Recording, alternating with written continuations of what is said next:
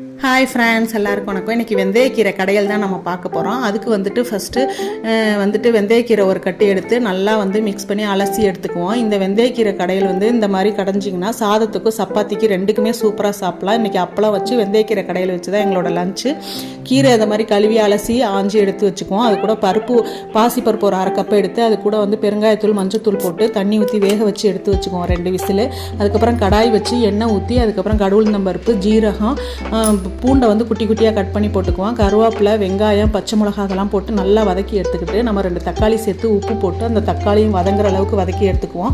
அதுக்கப்புறம் மசாலா தூள் சேர்ப்போம். 1/2 டீஸ்பூன் மஞ்சத்தூள், 1 டீஸ்பூன் மிளகாத்தூள், 1 டீஸ்பூன் மல்லித்தூள், 1/2 டீஸ்பூன் ஜீரகத்தூள், 1/2 டீஸ்பூன் கரம் மசாலா சேர்த்து நல்லா எண்ணெய் பிரிஞ்சு வர்ற வரைக்கும் மசாலா வதக்கினதுக்கப்புறம் கீரையை சேர்த்து அதையும் நல்லா வதக்கி எடுத்துக்குவோம். அப்புறம் வேக வச்ச பருப்பை கொட்டி அதுக்கு குழம்பு அந்த மசாலா தேவையான தண்ணியை ஊற்றி கொஞ்சம் உப்பை போட்டு கொதிக்க வச்சு இறக்கணும்னா சூப்பரான கீரை கடையில் ரெடிங்க. நீங்களும்